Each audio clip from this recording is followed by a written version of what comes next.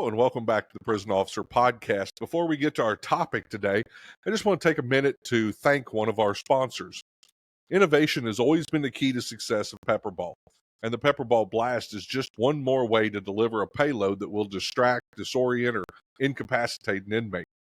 This lightweight, refillable delivery system is perfect for carrying in a holster, in your pocket, or just holding in your hand as part of a cell entry team or a CERT team. Each reloadable blast cartridge contains up to 3 projectiles worth of PAVA powder. When the quick flip safety is turned and depressed, the PAVA powder is pushed out of the tube by a 1.8 gram nitrogen cartridge. This will quickly cover the inmate and saturate the cell. Since there's no actual projectiles deployed upon firing, this is a truly non-lethal product with no impact.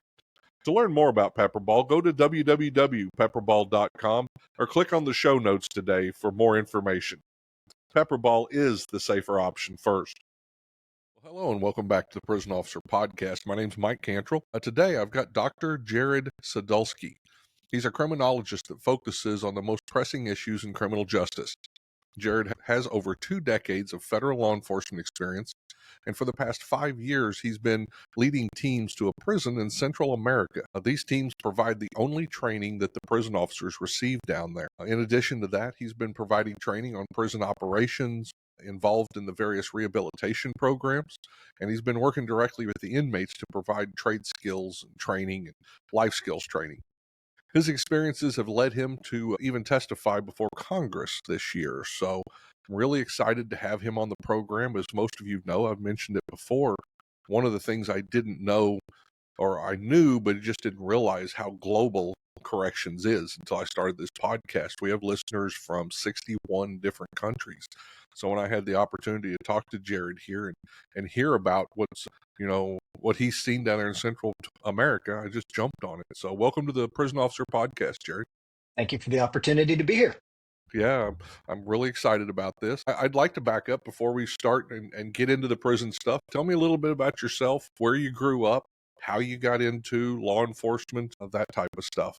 Sure. So I grew up in Southwest Florida, in Sarasota County, Florida. I joined the Coast Guard at 18. That gave me some exposure to law enforcement. So ultimately, I made that transition after my enlistment. And I did federal law enforcement as well as local law enforcement. Getting to the end of that career, I decided to continue in criminal justice. Pursued my PhD, became a criminologist. And the area that I study the most is human trafficking. So that's ultimately what led me to Central America to find the prison. Right. Human trafficking and corrections often, in many parts of the world, go together. They're intertwined. The crime, that a lot of the inmates, drug trafficking and stuff like that, those are interconnected. So that's interesting that you got involved in that. So did that just come out of the blue? How did you end up getting the chance to go to Central America? Great question. So I was invited to come to to Belize in Central America, which is an English-speaking nation, the only English-speaking nation in Central America. And I was invited to go speak to their government on counter human trafficking and counter drug trafficking. So the event was kind of turning into a big deal for me. It was right after I finished the PhD, and it was one of my first main speaking events. And the host, which is a university, invited all of these different people to come hear me speak: the Belize Coast Guard, Customs, Immigration. And just before the trip, I watched this Netflix documentary titled World's Toughest Prisons, the Belize edition.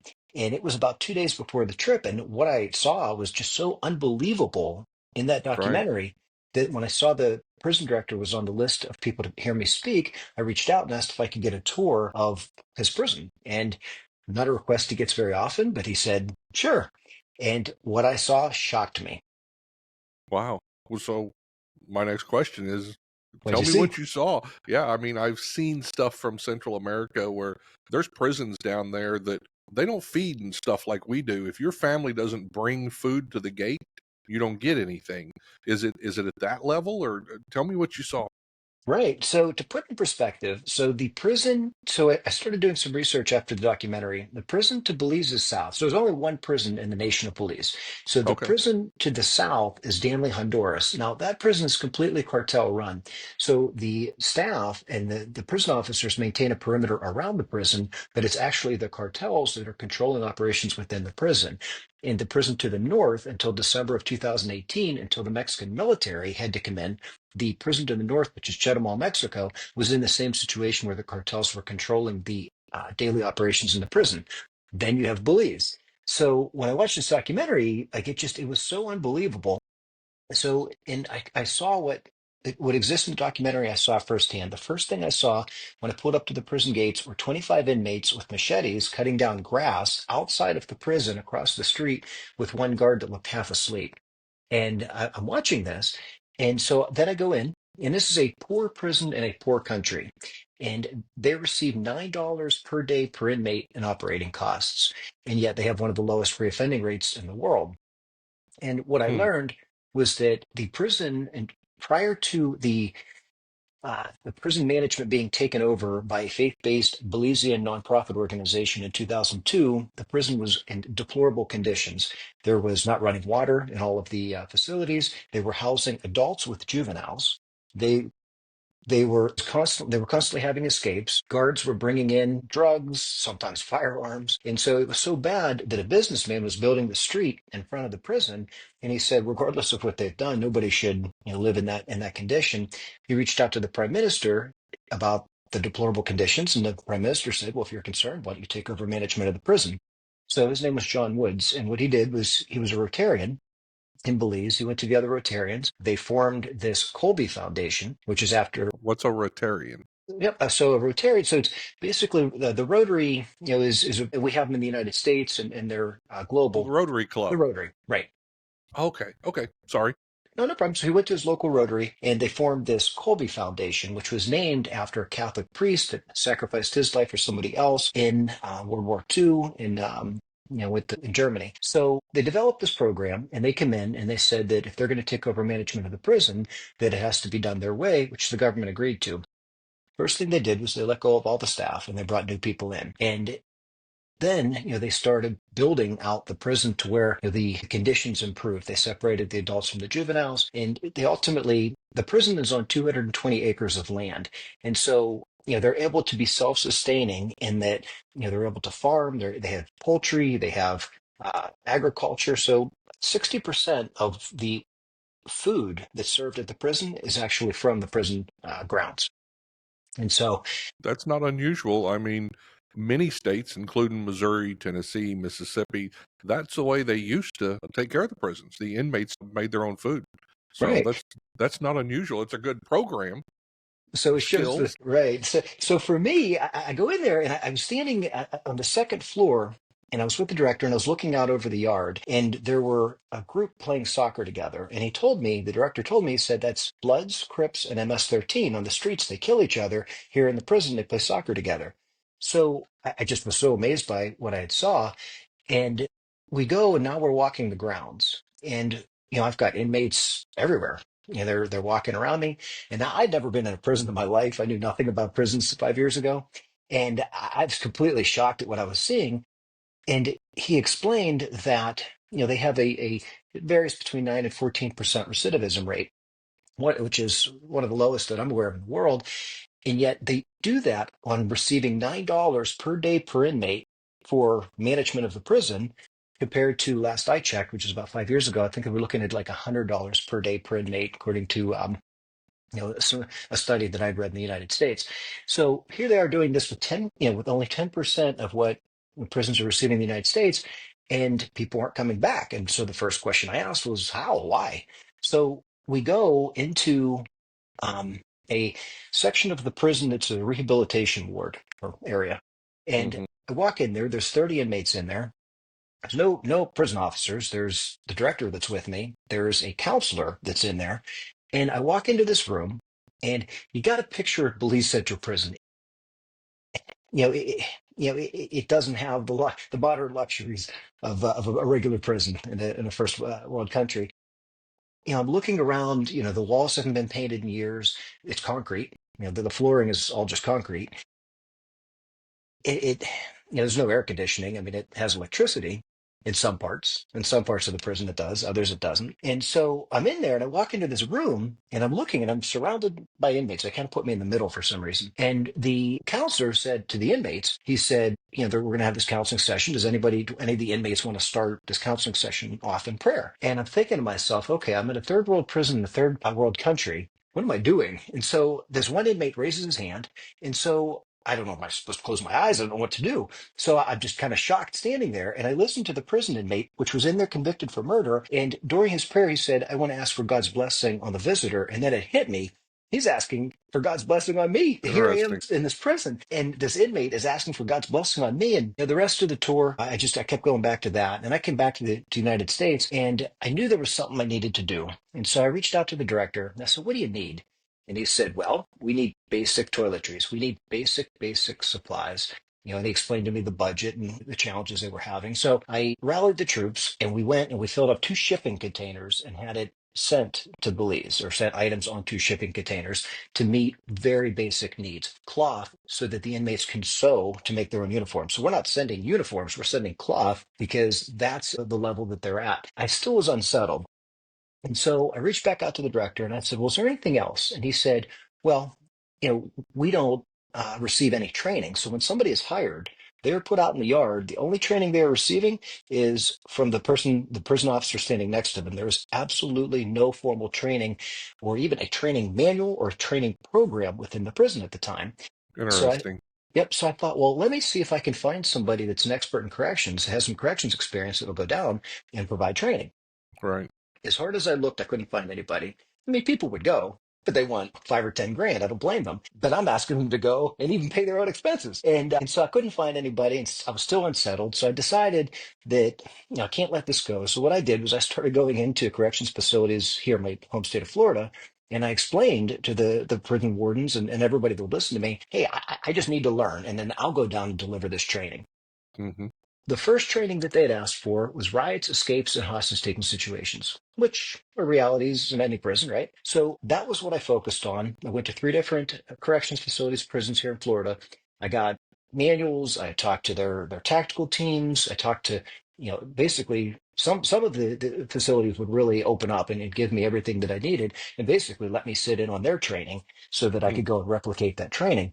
Sure. So I went down there in January of 2020, was at this point when I provided the first training on riots, escapes, and hostage-taking situations. COVID hit. Some problems in the prison, right? They were no longer allowed to see their family members. They were on lockdown for months. Hmm. And Sure. that resulted in the largest prison Hmm. escape, riot, and hostage-taking situation. And so I think it was 18 or 28 inmates that escaped. They had taken one of the prison officers, grabbed her by her hair, dragged her into a cell, threatening to sexually assault her. They held several of the inmates, I'm sorry, several of the guards in the cells, having them call out, whenever the radio calls would come, to report that everything was normal. They waited for nightfall and they escaped. Now, as terrible as all that is, and I'm not crediting the training, but I will say not one prison officer died. Right. And that was the Yeah. focus of the training, is survival. And so the last escape was that particular one. So they had not had an escape now in 4 years, which Right. for having no budget, and the fence was blown down after a hurricane in 2023, and yet they had no escapes. So that was a very isolated incident. And but it really motivated me. So through COVID, all the way to today, in fact, I'll be there next week. I have been taking teams now. Now that this has kind of gained some attention, I've been able to find people that are willing to go. And Hmm. we've been providing training now for several years. Corrections One Academy, I reached out to those folks and explained to them what I'm doing. And I said, they've never had anything close to an online training academy. Is this something that you would partner with me on? And they did. They gave me a Nice. deal, and we ended up graduating, the vast majority of their staff. Wow. And that's So the first time they've received formalized training. that's great. That's amazing. So for those of us that, haven't been there, let's back up a little bit. Describe the prison to me, because I've got a bunch of correctional officers I know, like myself, that are sitting there trying to imagine what this looks like. So are there bars and cells? Are they double bunked, triple bunked? Are you talking tiers, multiple tiers? Do they have pods? Is it bays? Mhm. That type of stuff. Describe that prison to me. Okay, so when you walk in, there's the control center, and they're basically all the inmates come through there, and so from there they hit the first checkpoint where they're searched, and then as you walk into the prison setting, to the left is a large auditorium, and there's probably about nine different cell buildings, and so Okay. when you walk into the main door, which is I think they call it a rickets, does that sound right? That's what they call it down there. Okay. So basically, like the bars of the doors Hmm. and what I would typically expect to see in a prison. So they have that. It's rusted, Hmm. it's unpainted, and you walk in, concrete floors, concrete walls, and you walk in, and there's probably 30, there's two wings, and there's probably maybe the prison houses, the current population's 1,100, but I think it's built for like 2,000 or something. So it's one of Okay. the few prisons I've heard of that is not overcrowded. So a lot of these wings are not actually even occupied. I shouldn't say a lot, some of them are not. So looking into the cell, what you would see is all concrete. The walls, the flooring, they do have, it is double bunked, Okay. and then in places that it's not, which would be what they call it their administrative segregation. So the people that break the prison rules, they are sent to total deprivation is what I would call it. There's no electricity, there's no beds. If you don't want to lay on the ground, you could tie a sheet to the metal bar, the door to the window, because the window's metal bars, and that's what it is. And as harsh as that sounds, that's a much better condition than being in the prisons in the neighboring countries. If you go to a prison in Guatemala, a prison in El Salvador would be the exception. But if you look at Honduras, for example, these are Hmm. luxuries. ADSEG in Belize is a luxury compared to these other prisons, to where at least they're safe, right? We don't have at the Belize Central Prison. You're not having violence among inmates. Even though the conditions are rough because it's a poor country, the people are fed. The people, all of these standards, and they go by, I think, the UN standards, they're all met. They, are recognized as a prison that, is operating without any meaningful budget in a powerful way and doing amazing things. And so what we've been doing the last couple of years is trying to help improve the conditions the best that we can at the prison, right? So if I can take people down there that have construction skills, that have different skills that we can help strengthen the conditions in the prison, and we're all for it. Now, I will say that in the programs, so if we go back to that rehabilitation program, so it's called Ashcroft Rehabilitation Program, and Hmm. it basically, I think I want to say a 90-day program. And they're receiving counseling every day, and they're staying together. So the same room that they're doing the training in during the day is the same room they're sleeping in. So, and it's just basically a big bay. Okay. In that, they have single beds, and it's on the outside it looks like a prison in a third world country, but these guys, they're happy to be in these programs because they're receiving life skills training, they're receiving training on trade skills and what to do when they get out. And I could give you story after story of people that I've come across in that community that, as soon as I tell them that I'm down there because I'm providing training at the prison, I was in the prison, X amount of years ago. And I always say, well, what do you think of the prison? And every single person that I've spoken to that was sentenced in that prison speaks highly of it. They say that, it changed my life. It straightened me out. It got me off drugs. And I mean, everybody from the taxi driver to the tour guide, it seems like everybody has been to that prison. It seems like, I mean, it's not true. Like, not everybody hasn't been there, but it's amazing to me how many people I've come across that haven't gone back. Yeah. So talk to me about the prison officers. I know when I've seen, prisons in some other countries, sometimes there's a really high female Mhm. ratio to the male inmates. Even with when I was down on the border, I saw a prison that was a male institution. It was almost entirely female officers. So is it that way? What's the officer carrying? Or do they have cuffs? Do they have a baton? Do they have OC? Great, Tell me about what the officer's day is like. great question. So I spend a lot of time with them, and I've gotten to know them, and it really, I mean, I can't think of a better word than inspires me. So this prison, they have a lot of things in place to maintain these standards, right? So drug testing, they're always drug testing both the staff and the inmates. Recently, they did a sweep where they had the police come in with dogs. They pulled every inmate out of the cells, put them in the main auditorium, had the dogs go through every cell. There was no, and I'm sorry, I'm not answering your question, but I'll get to it. No, you're fine. They put basically they did a surprise search. And they brought in the dogs, went all through the prison. It was like midnight, 2 in the morning. So nobody would have seen this coming. And they did not find any drugs in that prison. I'm not saying the drugs don't exist in that prison, because they do. And, there's a couple incidents a year, because I read the annual reports, of where they are finding people, where they are popping positive on a drug test. But for those dogs to go through those cells and not to have found drugs or weapons, they also searched obviously for weapons and that, with 1,000 inmates, and basically being able to go through there and not finding any major prison violations really speaks volumes to how this prison is operated. Mm-hmm. But to answer your questions, these guys are hungry for training.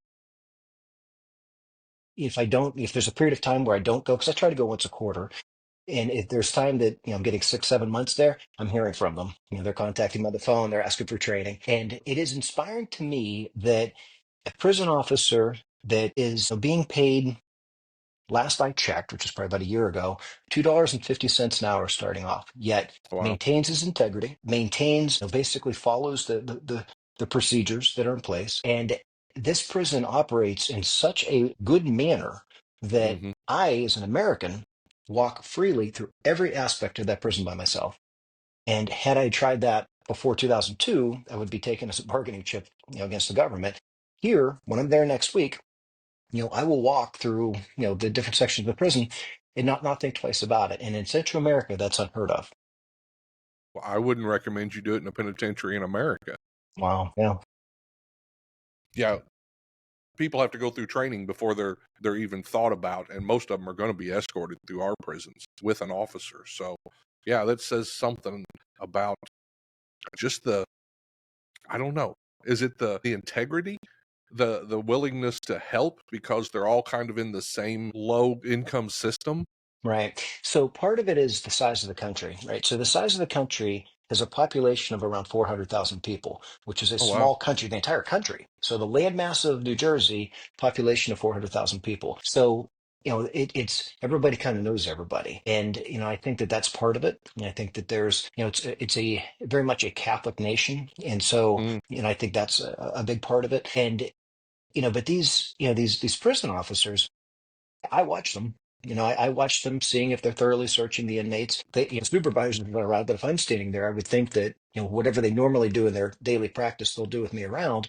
mm. And I'm seeing them go through the steps. I'm seeing them hungry for training. But to answer your question in terms of equipment, so the average prison officer would only have a uniform. The QRT, quick response team, they're going to have pepper spray and handcuffs. The inmates obviously are handcuffed, if they're taken back and forth to court. There's a special group, that would have handcuffs for that. So, and you had mentioned OC, QRT, they're the only people with OC. But what I learned was Hmm. they didn't do any training with it. So for the last couple of years, every time I'm down, any new officer that didn't previously go through my OC training goes through it. Every one of them gets sprayed, and then I make them fight through it for a couple minutes. And then we'll light up a whole cell with pepper spray, and we'll have somebody, because if you saw what a lack of equipment was there, like in the United States, and we might use a 150-pound dummy that was given to it or that we paid for. There, that's not going to happen. There, it's going to be one of the other prison officers that's role playing and is laying there, and these guys got to go in there through the thick pepper spray and evacuate them out. And so that's part of the training that we do. To see these guys get so excited over this training, especially when we were doing the corrections online training, it just it shows that the pride they take in their job. Now they're because it is low paying, we do lose a lot. So when we do the training, a lot of them go to the military or the police because they now have a training certificate. So you mentioned law enforcement. You mentioned them earlier. Are they better funded down there? And why is corrections? No, No, it's they're kind of in the same boat. they're making maybe $1 or 2 more an hour. Okay.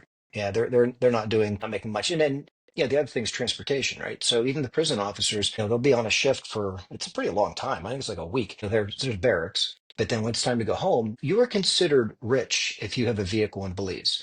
So I can think of maybe six, and they're all part of management that have vehicles. So the other staff of 250 people, because there's 250 staff members, are basically going on the bus, the bus system to get home, which their home could be 4 hours from the prison because, it could be completely on the opposite side of the country, which is all jungle roads. So it's amazing to me. And not to say that there's not problems, there are problems, there's problems in every prison, but the level of problems and the type of problems they're having are not to the level that I've read about in other prisons, not just in Central America, but around the world. It's very much, and one thing I like about it is there's no political correctness in this prison. There's no things just work down there differently, right? So punishment is strict. I mean, they call it tough love. I wouldn't Yeah. want tough love from that prison. So I've seen what those ad sig cells look like, but you know what? It acts as a deterrent. The steps are in place to maintain that integrity, and there's zero tolerance for lack of integrity or policy violations. And for these officers, they want this job because it's very difficult to get work in Belize. So is part of the reason this works the supervision? Do you get to talk to supervisors? Do you get to train them in any type of leadership? Is that even a factor? Right. Great question. So the leadership is really the backbone of that prison. So I speak with them almost, at least the prison director, almost on a daily basis. I spoke with them yesterday. I haven't spoken today. But we advocate, for the prison. I speak on their local or their national news, to advocate for the prison about how people need to hire these convicted inmates when they get out. If they don't have, and we all know this, but if there's no opportunity for them, they're going to go back into dealing drugs, doing whatever it takes to feed their family. The level of poverty is not well understood in that area, I don't think. I know I didn't understand it. I went, so about 2 years ago, I said, okay, well, I went to the inmates and I talked to probably maybe a couple hundred and over a week. And I said to them, I said, okay, so at the prison, because I've been doing this a while, the inmates all know me.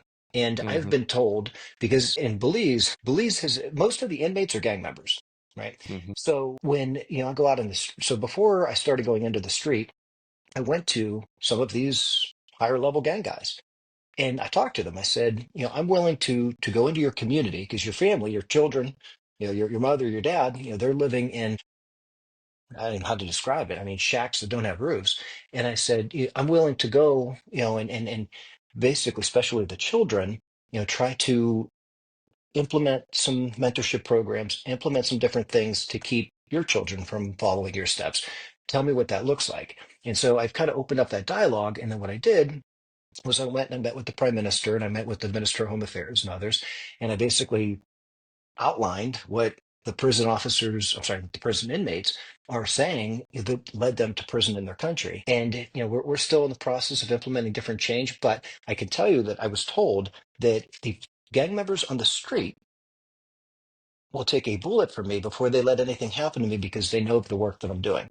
And that's because the orders are coming from the prison incarcerated. Sure.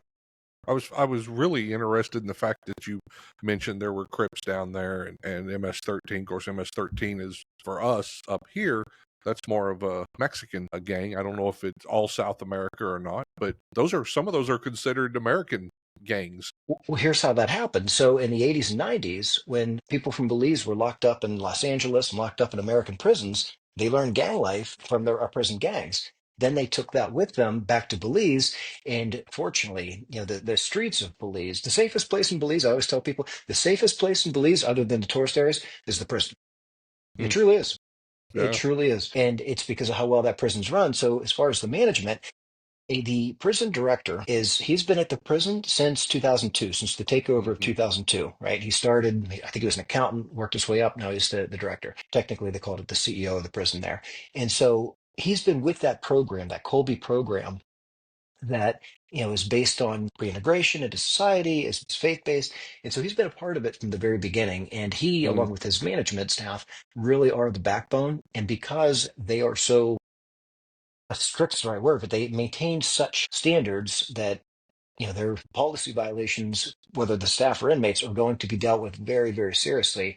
It's to the point that people, they just don't mess around with it. Well, and I mean, I can absolutely get behind thoughts like that. What we deal with in prison, there's not black and white. I mean, there's not gray. It's black and white. People get hurt if we don't do our jobs. Right. Inmates get hurt if they aren't doing what they're supposed to. So I can understand that. So, what kind of support, or if any, are you getting? I know you've brought stuff from America there. You say it's a large Catholic country. Does the Catholic Church get involved in bringing anything in to help these guys to mentor or ministry to them? There has been a lot of people, that have come Okay. from both the church and that have come from the community that will come in and provide these life skills training, or I'm sorry, life skills training too, but also job skills training. So a lot of people have done that, and I don't know how many from the United States, but locally, I see a lot of people in there providing training. And I articulate when I go and I speak for the news about the prison, I explain to them that to keep these people from going through your bedroom window, breaking into your house, stealing so that they can eat, we can provide a certificate that says, hey, they've been trained, they've received certificates for accomplishments with anger management, whatever the issues are that brought them to prison. Hmm. We're able to provide certificates that articulate, maybe it's plumbing, electrical, whatever job they were able to do in the prison or learn. We're advocating for them, for the community to hire them, and some are. And we also really push the inmates to get into self-employment. Now, self-employment there looks like farming. Looks like woodworking and selling your souvenirs, your Sure. wood products to souvenir stores. So that's what self-employment means down there. But it works. It works. Yeah. So I noticed that we spoke just a tiny bit about this, that you got to testify in front of Congress. So what were you testifying about there? Was that the human trafficking, or was it the prison? Great question. So now, at this stage, this was probably 2023. So now I was going there at least quarterly, typically monthly. Hmm. This is when we were doing the Corrections One Academy training. So I kept going down there to attend their graduations and hand out the diplomas. And somebody had reached out and asked, he said that he was a former gang member in Los Angeles Hmm. and he went to prison for murder. He was a pretty prominent gang member, went to prison in California for murder, then was deported back to his home country in Belize. And he asked if he could come in and speak to the current gang members. Not wild about the idea, but I figured we'll give him a shot. So Okay. brought him in, and he spoke to about 500 gang members about his life and articulating how, basically advocating for getting out of gang life was his message. So, but afterwards, I talked to him and I said, what can you tell me? Because the guy's been rehabilitated. The guy is, he did his time, did 27 years in prison, and before getting paroled. So I said, what can you tell me that I don't know about gangs, about all of it? And so he opened up in a way that no one else ever has to me. And in particular, he talked about human trafficking. And so that was already an area that I've really been working hard on. So I wrote an article the article's titled, I'd have to pull up the exact title, but something to the effect of human trafficking from a gang member's perspective. And so I published this article. Well, I get an email from the U.S. Congressional Committee on Homeland Security, and they said they needed to speak with me, and I thought I was in trouble. And Yeah. I've had bad run-ins with the embassy in the U.S. embassy in Belize before, so I figured there was some other issue I got to deal with, and so I really did think I was in trouble. And so they said that the staff director, wanted to meet with me, and so we did a Zoom call, and she was reading my article out, and she's like, "We haven't heard any of this. Where are you getting this from?" And I Interesting. explained, well, he's not at the prison, but I met him because he came into the prison to speak. And she said, would you be willing to testify before Congress about what you've learned? And I said, absolutely. Because see, he was a sex trafficker, he was an enforcer in a sex Hmm. trafficking house involving people that are coming through the border. And so, like, his information, was so detailed. He was like, just describing to me, what the sex trafficking houses look like, what organ harvesting looks like. I mean, he has seen it. Like, he's seen it all firsthand. So, ironically, him and I, we also stay in close communication. And he's not Hmm. affiliated with the prison. He's just, just a citizen down there. But, he, really still is a wealth of knowledge. And so, I'll take when I have teams to go down there, like I had a retired FBI agent that came to provide training at the prison. He was dying to talk to him, and sit down and just, talk to him about, these different crazy things. So it's an interesting world that only I think prison officers would understand in terms of, these people are still, like, the public doesn't understand. They don't understand that, if somebody goes to prison for murder, that they're a soulless, lifeless body that's just in the cell. But these people, I've seen it. They can be rehabilitated. They can. My faith is very important to me, so I look at it from a Christian perspective. But Hmm. I've seen a redemption in people that were at the time the worst of the worst, which he was probably one of the worst people, that I've ever talked to at the time. I Right. mean, he murdered the guy he was buying drugs from because he didn't want to pay him. That's how he ended up in prison. Yeah, yeah. It's there's no way, and I try with this podcast to explain a little bit to the public, but until you actually see there's an entire world in there that has different morals, that has different ways of looking at things, and it's shocking. And especially, I mean, I came from a little country town when I got hired into corrections, and even in America, it was a huge culture shock. So I can't imagine seeing some of that. They just don't have choices because of the how poor they are down there, right? To explain how bad it is growing up. So the gangs on the streets, especially in Belize, Southside Belize City. So if you are a child not affiliated with gangs, but you're a 12-year-old child and you live on a particular block, you are not permitted to go on to the next block over if it is controlled by a rival gang. If you do, it's murder. There's no second chance. And then now all of a sudden we start having the clashes. And so Mm-hmm. now the gangs are all shooting up each other's houses. What's interesting down there, which I wish at times I wish we could do this, is the gang violence will rise. So they'll have a state of emergency. Anyone that's ever been registered as a gang member, Mm-hmm. automatic, they get picked up, they're put into prison. They start off, I think it's 60 days. And then if there's continued to be gang violence, they'll tack on another 60 days. I know there's some defense attorneys and might argue due Interesting. process with that thing, but I've seen it, and it's what's amazing to me is there'll be times that it's too dangerous for me to go into the poorest parts of the Belize City and do the food drives that I do. And it's then I know a state of emergency is coming, and I'll actually wait for it to happen. They'll scoop up all the gang members, put them in prison. I'll go down to the food drive, then I'll go provide training at the prison, and I'm looking around, and it's just as peaceful here as it all. Because at the prison, they're not playing around. These guys Yeah. kill each other on the street, but in the prison, they're going to obey the rules or pay the consequence. The government's almost taking the gangs hostage, Right. aren't they? Yep. And so it's yeah, it's. I mean, yeah, Yeah. I'm You okay keep with it. messing up, we'll keep Yeah. tacking time on. You'll Right. never get them back. Right. Wow. Well, in El Salvador, they do that. So El Salvador, President Bukele, he came in, built these mega prisons, and went. And if somebody was MS-13, they're in there, and whether they committed a crime at the time or not, they're in prison. And he's getting a lot of heat for that now, but because they've been in there a while. But it works in Central America. That's what you do. Unfortunately.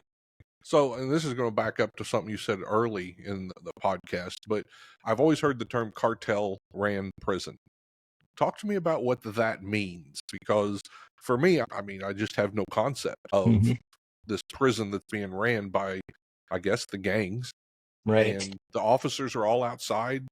Right. So fortunately in Belize we don't have cartels, we have gangs, but any cartel activity is not it's nothing compared to the scope of other countries. And I do a lot of work with the human trafficking stuff involving cartels. So I spend a lot of time on the border, a lot of time in Mexico. And so I am pretty well versed with the cartel world. And in terms of when they have the prison, there's actually a Netflix documentary. It's that same documentary, World's Toughest Prisons. If you watch the Danley Honduras video, it'll show you what that looks like. Okay. It basically it's the prison officers, they maintain the perimeter, but it's truly the cartel leaders that are maintaining order within the prison, and that exists in different countries throughout, Central America. It's insane, but if you think about how much power the cartels have, Hmm. I see it all the time in Mexico, where I'll see the cartels moving drugs or moving people. And the Mexican military, which is a bunch of kids, 18 to 22-year-old kids, are just standing there. I mean, I have drone footage of the Mexican military law enforcement, along with the cartels, working together. And we have drone footage of it. So, these guys in a country that's controlled by cartels, fortunately, like I said, Belize doesn't have a cartel problem, but, in countries that they're really controlled by these gangs or Hmm. cartels, Northern Triangle, which is El Salvador, Guatemala, and Honduras. El Okay. Salvador's the current exception. Guatemala and Honduras, 95% of crime goes unpunished. So, the people that are in there are the worst of the worst. And, they have much more control than certainly the prison officers, but really, in some cases, in some areas, the government. To stay alive, politicians are accepting the bribes of these cartel guys. Hmm. So in Belize, how's the sentencing? Hmm. Is there death penalty? Is life mean you're never coming out and hope's gone? Are they handing out 40, 50, 60-year sentences, or is there hope? Yep. Fair question. What's different down there about here is that you can easily be in prison for 3, 4, 5 years, maybe more, before your case ever goes to court. So they're on remand, and that happens all. I would say somewhere around 40% of the inmates are there on remand. And so, there's the court system was based on the old English system because they were British. Honduras is what the old name of Belize used to be. So their court system still follows this English process, and it's very antiquated. If you get bail, if you get bail, most people in Belize aren't going to be able to pay it. So when COVID was a thing, if people weren't wearing a mask and they were given $100 fine and they couldn't pay it, they were sitting in the prison for months. And then sometimes the prison director would advocate for them to be released.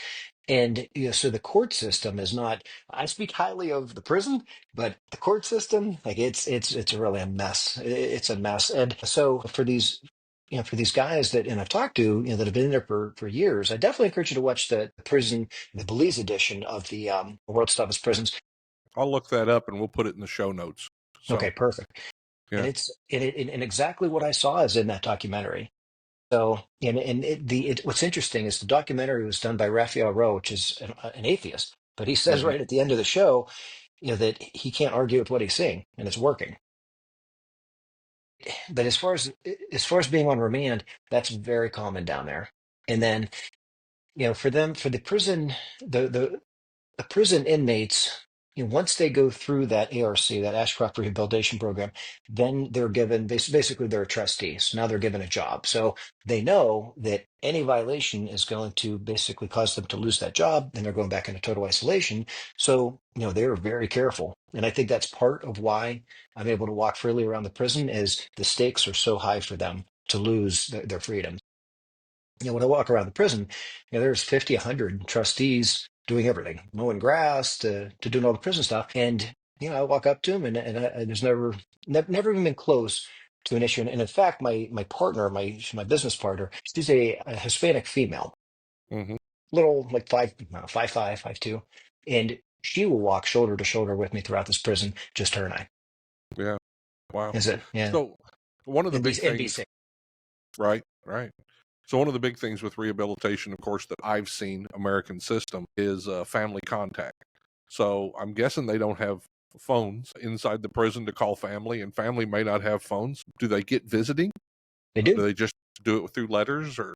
Nope, it's actually a very generous visiting policy. So they have visitors nonstop, and Hmm. it's interesting because the visitors have to go through the same search procedures as the inmates, and then they're put into a chain link room, and they have so basically there's like plexiglass, and they're able to communicate through a hole in the plexiglass, but they're basically in a concrete on the floor, like a concrete bench, and then able to communicate with their loved ones there. But yeah, that's very common. You had asked about the death penalty. So Belize, part of the deal whenever Colby Foundation took over in 2002, they said they didn't want to do the death penalty, and that was one of the concessions the government made.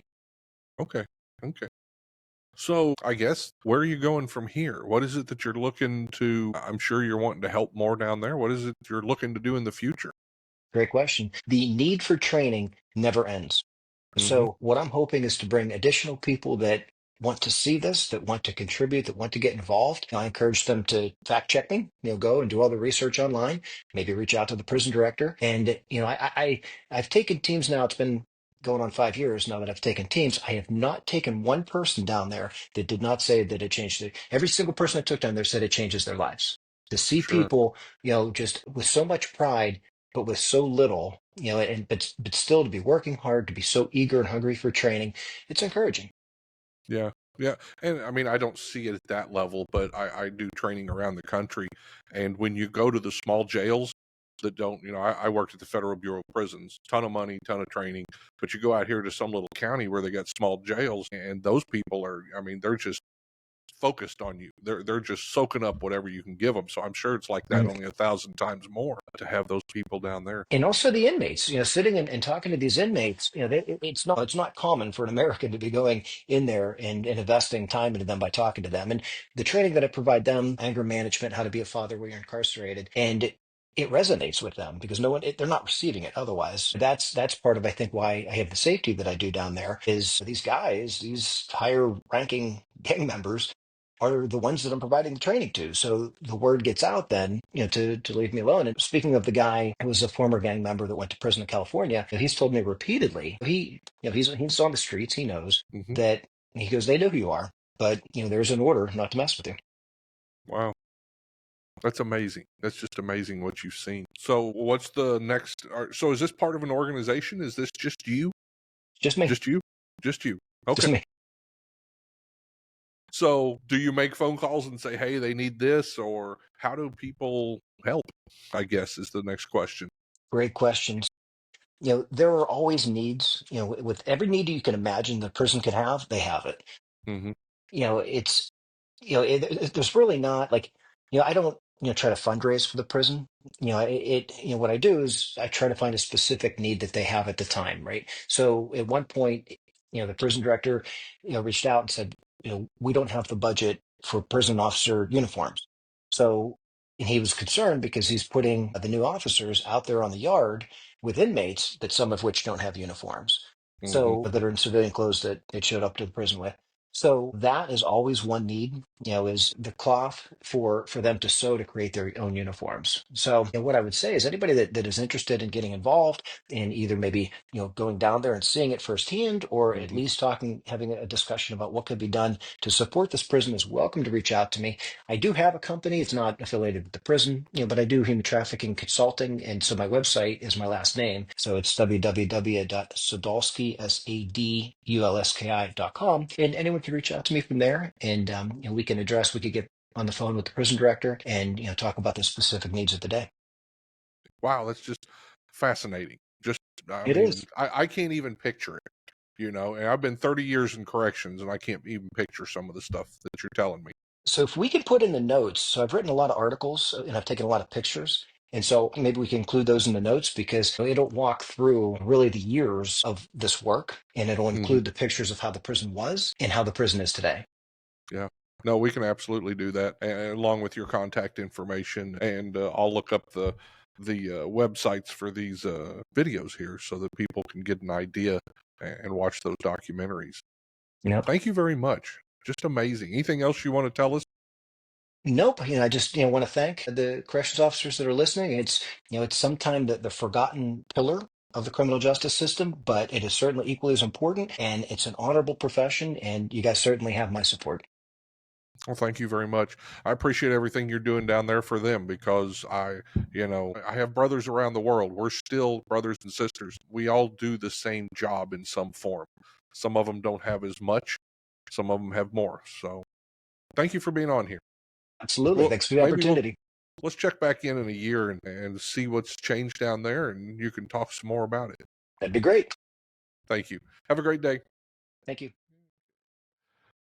Hey, before we go, I'd like to take a minute to thank one of our sponsors. Omni Real-Time Locating System is a company I've been working closely with for years. I'm proud to be a part of this innovative team that's developed the best real-time locating system on the market today for your jail or prison. Omni's PREA-compliant real-time monitoring technology is the very best way to track and record your inmates' locations, their movements, their interactions throughout every square inch of your correctional facility. Imagine getting an alarm the second an escape happens, or an alert that lets you know when an inmate's heart rate drops below a set level. To learn more about Omni, go to www.omnirtls.com. That's omnirtls.com. Or you can click on today's show notes to get in the information guide. Omni Real-Time Locating System is a powerful tool specifically designed for the modern correctional professional. If you haven't done so, please take a moment to like my podcast, or better yet, hit the subscribe button so that you'll be notified when the next episode comes out. Thanks for listening, and let's be safe out there.